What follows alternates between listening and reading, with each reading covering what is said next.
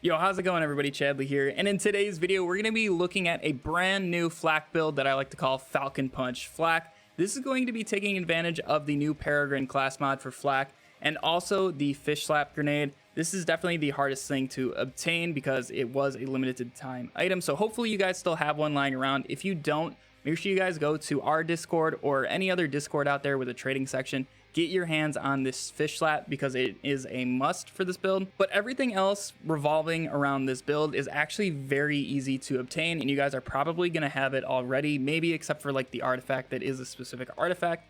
But otherwise, let's take a look at everything else. So our first weapon is going to be a face puncher with the 390 anointment. It does not have to be redundant. It's completely up to you if you want to use ×7 or ×14. Just for that 390 anointment is huge. It's going to front load a bunch of damage and help you guys kill mobs in one shot. And then another face puncher with 100 melee. I use this one when bosses drop below the 90% health threshold. This is going to allow us to deal way more damage to them and just make your boss fights much easier. And in reality, you really only need these two weapons for this build. These other two are just supplemental for super niche scenarios, or if I just feel like switching up my weapons. I like to use a 390 Unforgiven because our racks can crit, and we are going to get that bonus damage on them as well. So it's just really easy for doing a lot of damage with your racks and also increasing our groundbreaker damage level. And then also, I just like to run like an ion cannon or something to get like a second wind in case whatever I'm shooting at for whatever reason is not taking melee damage. That really almost never happens. I almost never use this weapon, but I just like to fill up all these slots with just something that could be useful in certain scenarios. And then for our shield, we're going to be using the new Plus Ultra Shield. This shield is an absolute beast. So what this thing is going to be doing is absorbing bullets as ammo and also increasing our active skill cooldown rate. So this is going to allow us to just spam racks almost non-stop. You're pretty much always going to have a rack charge available, ready to throw out. And then just get a bonus element on this. Try to collect all the different bonus elements. I highly recommend like a shock, radiation, and a incendiary, just for whatever needs you need. And then like I said, you guys are going to want a fish slap for this build because basically what this is going to do combined with our class mod is setting off groundbreaker whenever our Peregrine sets off a grenade. Because obviously this fish slap is counting as melee damage, which is going to trigger groundbreaker and allowing us to get all the crazy one shots and all the damage that you guys have been seeing in the opening clips of this build. So that's why the fish slap is a must for this build. And then otherwise, the Peregrine class mod, just try to get as much interplanetary stalker as possible on it, and you guys should be good to go. Eager to Impress and Ambush Predator are the other two skills for it. Those aren't really going to help you that much. Interplanetary stalker is definitely going to help out a lot of your damage. And then finally, our artifact is going to be a knife drain static charge. The knife drain portion is going to allow us to have a ton of survivability. All you got to do is shoot something with the face puncher and you're going to be at full health. And also the fish slap, when that hits an enemy, is going to heal you back to full health as well. And then for the suffix on the artifact, we're going to be using a static charge. This is just amazing for mobbing, and also with Megavore and bonus elements, you guys are going to be getting criticals off of the shock chains.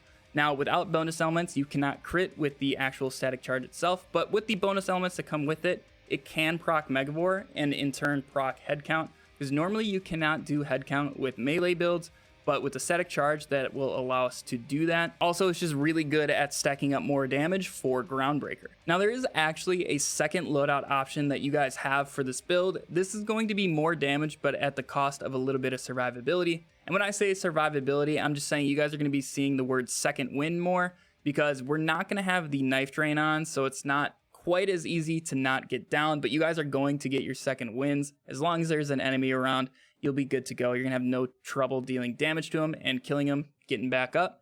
But otherwise, it's just a couple little changes. So the 100 melee face puncher, we're going to swap that out for a URAD version, and also our 390 Unforgiven, we're going to swap that out for a URAD version. This is going to add more bonus elements to our build, so our racks are going to be critting more, and also our static charge is going to be critting more, and we're going to be just doing way more damage. Because when we do more damage, Groundbreaker is going to be doing more damage.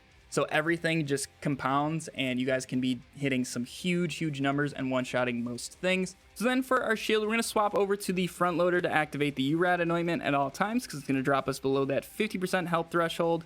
Grenade and class mod are staying exactly the same. And then our artifact, we're going to change out the knife drain to whatever element stone, just so you guys are dealing more elements with your melee. So your face puncher is now going to be doing corrosive if you're using corrosive stone. You guys can choose what kind of stone you want to be using. I just normally like to use corrosive stones for like takedowns and such. So with those changes, you guys can be doing a lot more damage, but like I said, it's going to cost a little bit of survivability, and the damage on the initial setup is still really, really high. So you guys can take your choice and play around with whatever option and see what works best for you. So there are a couple scenarios where you're going to be changing out your artifact, and that is on solo bosses where there's no enemies nearby. When there's no enemies nearby and stuff like that, you really do not need the static charge. It's not really going to help you for the bosses all that much. So you guys are going to want to swap over to a stone white elephant, whatever corrosive stone, shock stone, firestone. It really doesn't matter, just depending on what boss you're fighting. And the white elephants, that's going to just help you destroy the bosses when shooting at them with the face punchers. And then for certain bosses that cannot be hit by rack attack, you guys are going to swap your Peregrine out for a rack pack class mod, hopefully with 3-pack tactics. But otherwise, those are the only scenarios where you're going to be swapping off the Peregrine and the different static charges. So now let's take a look at our skill tree. I'm going to have all 3 trees up right now for you guys to copy into your own game. So if you need to do that, go ahead and pause right here. But otherwise, let's go ahead and jump right into our hunter skill tree first. We're going to put 5 points into interplanetary stalker. Once you guys are mobbing and getting some kills, that is 23% damage per stack. And it's going to stack up to 3 times. So that is a ton of just extra damage and is a must for this build. And then we're going to go 3 points into second intention for a little bit more reload, especially if you guys are using like redundant face punchers. You are going to be reloading pretty often, so I highly recommend a couple points into second intention. And then we're going to put 5 points into Hunter's Eye for some more crit damage and also armor damage. Those are super, super helpful. And then 3 points into head count. With static charge and bonus elements active, the static charge can actually crit with Megavore, and that can proc head count. So that's going to reduce the cooldown of our racks. We have no other way of proccing head count with this build, with like the face punchers and stuff. So that is going to be one of our main sources of cooldown, as well as our shield. And then 3 points into big game, 3 points into most dangerous game, 1 point into Galactic Shadow, and then we're going to put 5 points into Grim Harvest for the action skill damage. The gun damage is going to help our face puncher just a little bit, but we're mainly here for the action skill damage, because when we do more damage with our racks, we're going to stack up Groundbreaker even higher. So once that fish slap does go off, it's going to deal a lot more damage. And then finally, Megavore for those static charge chains and all that good stuff. And then obviously we're going to be using racks with this. And then I like to use Flock and Load and Rack Accelerate just so we get more charges and more racks. And then our pet is going to be the Spider Ant Scorcher for that elemental damage. Now looking at the Master Skill Tree, we're going to do 3 points in Persistence Hunter just for a little bit of gun damage. Nothing in this first tier is really going to help us that much. So we just need the 5 points to get down to tier 2. So I'm going to do 3 points Persistence Hunter. And then the next 2 you can put wherever you guys want. I just do 1 and 1. 5 points into Frenzy for just that damage stacking up. 3 points into He Bites. 1 to stack up Frenzy, and also this is just going to be doing damage to the attackers of your pet, and it works very, very nice right now with Mayhem scaling.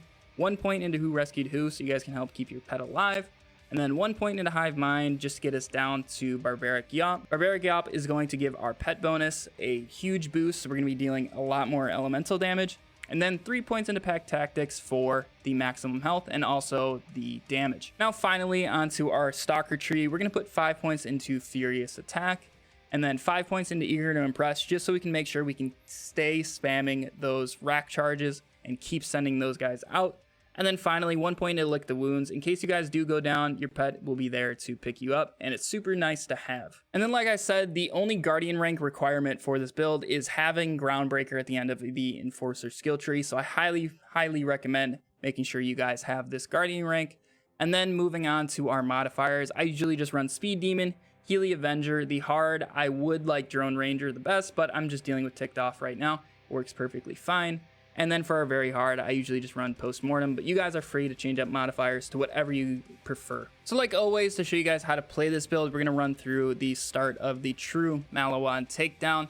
And you really only need to do a couple things with this build. 1, just keep spamming racks. There is a small cooldown on the Peregrine class mod, so don't spam them quite as fast as you can. Wait like a second between rack charges and you guys will almost guarantee that a fish slap is going to go off.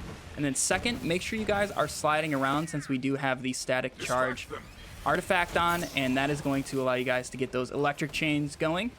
And then finally, just make sure you guys are just always shooting at something with your face puncher if you are getting shot at, because that's going to allow us to just get right back up to full health and make sure you guys do not die. But that's really all you need to do for this build. And like I said, I'm just holding the 390 face puncher out right now. It's pretty much what I use almost all the time. And then during certain boss fights, I will switch over to the 100 melee, but that's really all you need to do for this build. Now, if you guys do go down with this build, it's probably going to be because you were missing your shots with the face puncher, or you just got caught in an unfortunate time reloading the face puncher. But that's really basically it when you're going to die with this build. And then for like the Kraken here, I'm just going to slide and get my static charge built up, get real close, throw the racks in there, and they are going to die. And then you can just use the face puncher on the rest of the enemies who didn't happen to die in the rat explosions. Yeah, guys, that's basically Falcon Punch Flak in a nutshell. Hold this most of the time. For certain bosses, switch over to this face puncher.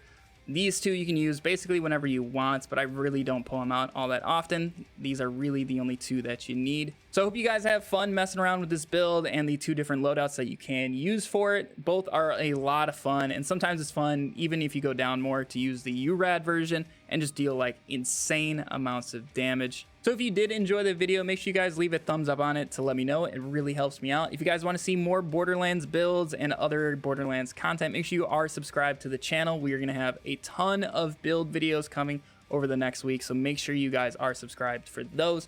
But I hope you all have a fantastic day, and I'll catch you all in the next video. See ya.